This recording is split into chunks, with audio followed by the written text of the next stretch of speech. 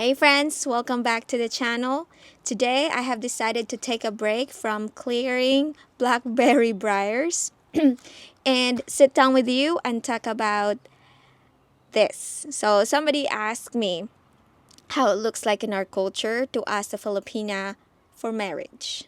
So traditionally, I'm just 34 years old. I haven't witnessed this, but I've seen this in the movies and I've heard stories. So how they've done it before is that if a man is interested with a woman, the man has to actually go to the parents first, seek the approval of the parents first before he can actually date the woman. Back then, Filipinos live a very simple life, so the way the man courts the parents is by helping them with their chores, and that involves gathering firewoods or helping them fish or collecting water because back then there's no running water in the sink.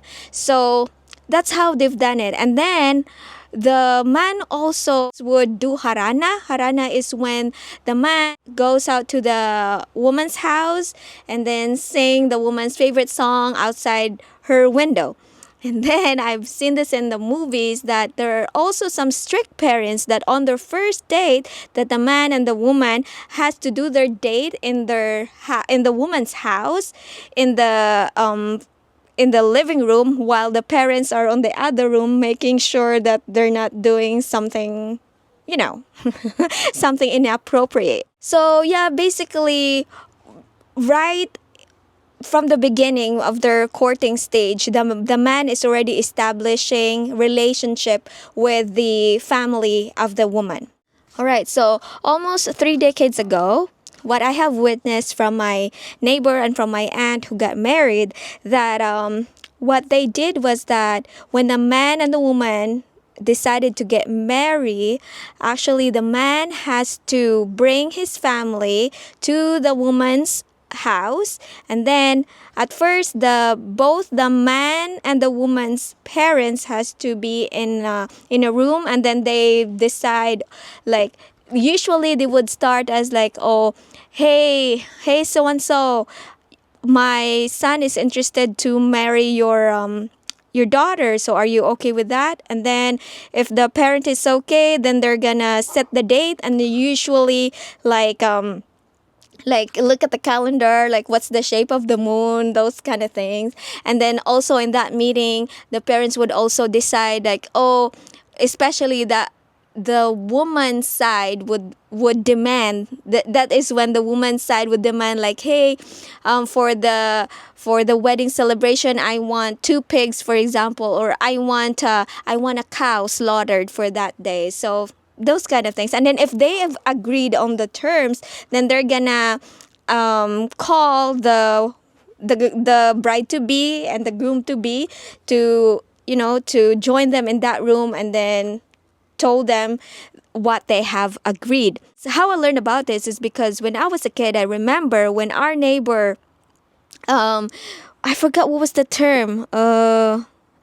In English, in Tagalog, it's called pamanhikan. I just forgot what it was called in my dialect. I'm from the Visayas region of the Philippines. We have a different term for that. I forget the term, but in Tagalog it's pamanhikan.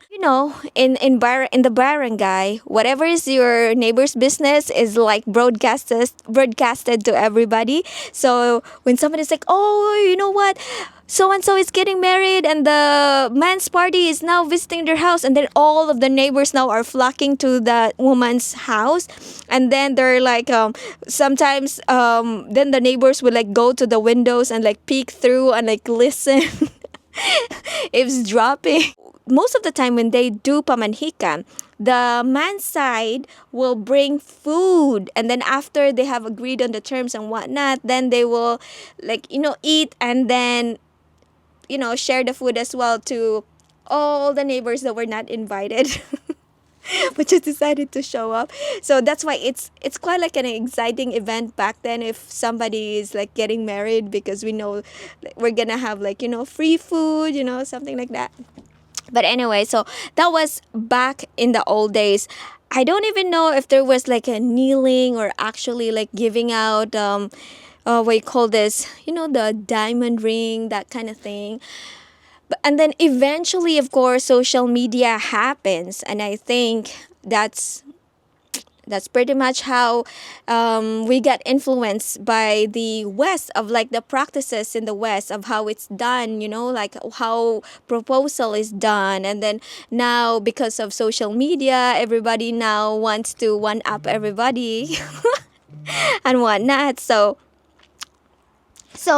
we also do that in the Philippines. Like there are some couple that they would do an extravagant proposal, like surprising their fiance or their special someone with a grand proposal, like kneeling down and then have a catering, that kind of thing. All right, now let's talk about, or now I'd like to share how my husband asked me to marry him. So, just a little background. If you're new here, my husband is an American and we met at filipinocupid.com. And we were just about 2 weeks communicating online when he was already hinting me about marriage. So like the conversation was already about marriage. There was no like a like kneeling down or like asking me like, will you marry me? He was just asking me like what was my reason of joining the online dating, and I said I was here to look for a husband. And he also shared that he was the same way, that he was on the dating website looking for a wife. And then we started getting serious in our conversation. And when we started communicating on March 8th, which by the way I was the one who initiated it, we never stopped talking. And when I said never stopped talking, it was like we only stopped when we're sleeping. So so yeah, it was crazy, right? So yeah, it was like the conversation just went on from like getting to know each other to like suddenly shifting to marriage. And then she said, oh okay, if this will work, okay, go ahead and find out how are we gonna be able to have you here in the US, because we also talk about that it's not feasible for us to have our family in the Philippines, because one, he couldn't find a job that pays the same amount with what he is getting here in the US. And then if I go here in the US, I have a better chance of getting a higher paying job. So yeah, there was no really like, will you marry me? Something like that. It was just established like what was your reason for doing this online dating, and then are you interested with me, are you okay with me? And then when he asked me about that, I was like, I cannot fully say yes to that yet because I haven't even seen you in person. Yes, right now as it is, like talking to you right now via video call and chatting, yeah, we seem to be okay. Yeah, we're like in sync. We're like, it seems to be compatible, but I can't really say for sure if we're gonna be really that compatible until I meet you in person and like spend time with you in person. And then he was like, so when do you want me to meet me in person? And I was like, so we started communicating March, right? So I told him, okay, then how about July 2nd, because July 2nd is my birthday. And then my husband said, okay, I'll see you on July 2nd. So little did I know, I also have another video about this, that he surprised me. He just arrived and showed up in my office on May 15th. Yeah, 2019. I was crazy. But anyway, but even before his surprise arrival, from the moment that we've decided that that conversation is going to lead to marriage, he was already instructing me to research about K1 visa. And that's what I did. So I already just started researching and, making sure I have the documents lined up on my side, birth certificate, passport, those kind of thing. And then it came very handy because when my husband, arrived on May 15th, and then he came back to the US, I think 10 days later, he filed for the F-1298, which is the K1 visa application. So that's how it works. So, and then on the hindsight, I asked my husband about that. Like, hey, you know what made you so sure that I was the one that you're gonna marry? And he was like, I was not so sure at that time that we filed, but I know that the process is gonna take 6 to 9 months, and at the rate that we are communicating every day, we're gonna be like fully get to know each other, fully knowledgeable, or what do you call this? I would not say like fully compatible, but you know that kind of thing. Like we have already fully established like a good relationship over that 6 to 9 months, and if it doesn't work out, then we're just not gonna complete the process. And especially another reason why he did that is because of my age. At that time when we started communicating, I was already 27. So, and biological clock, and he was saying that if we're gonna wait like a year before we can say, oh, let's take 1 year getting to know each other before we filed, so 1 year plus the processing, then that would make me about like 30 years. And if we did not do it that way, the covid happened in 2020, so that would even stretch our timeline even further back, so that, which is not gonna be that what is this, compatible to my biological clock. Well, right now I'm 34, I have 2 kids. We're very happy that it ended up that way, but it was already a gamble at that point. Well, there's some people would say, no, there are some people that got pregnant at the age of 35 or 40. Well, good for them, but it doesn't mean that it happens to them, that they got pregnant at a later date, that it's gonna be the rule now. For the majority, ideally, a woman should be, for me, the woman should start considering getting pregnant at the age of 25. My husband would argue that it should be even earlier, but for me it would be like about 25. And it was right about that time that I was already looking for someone to, you know, to get serious in a relationship and then leading to marriage. But unfortunately at that time there was no Filipino who was interested with me. And it's only when it was like I was 27 years old that I decided, like, heck, nobody's interested with me here in the Philippines, so I'll try my luck in online dating and see if foreigners would be interested with me.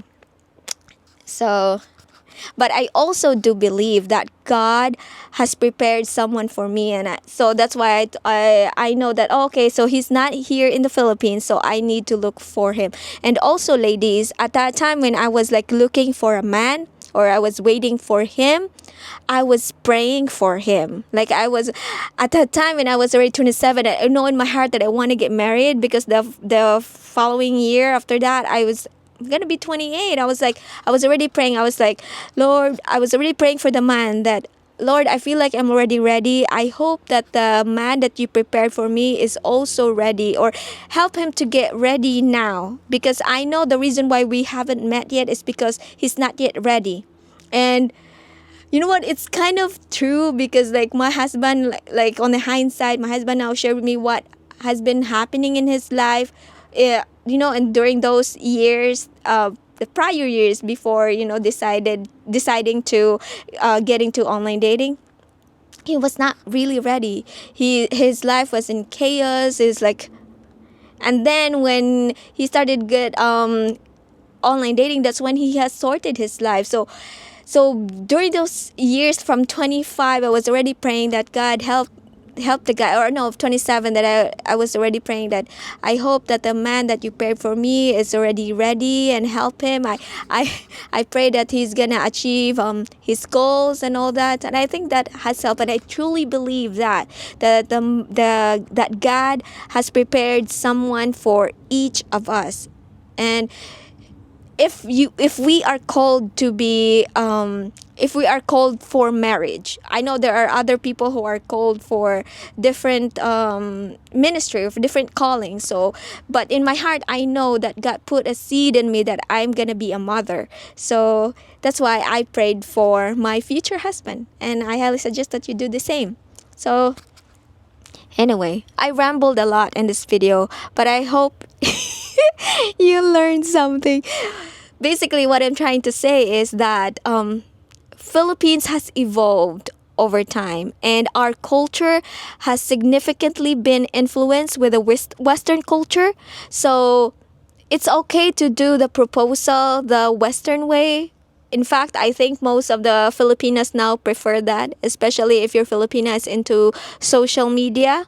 So, yeah, go ahead and do that. And if you want to do it the traditional way, like you want to fly there and labor for his family, then go ahead. By all means, you can also do that. And if you want to be like me and my husband, who were practical about it, heck yeah, go ahead and do it. So, yeah, that's it for today's video, guys. If you have questions for me, let me know in the comment section. Thank you, and see you again next time. God bless you and your family. Bye!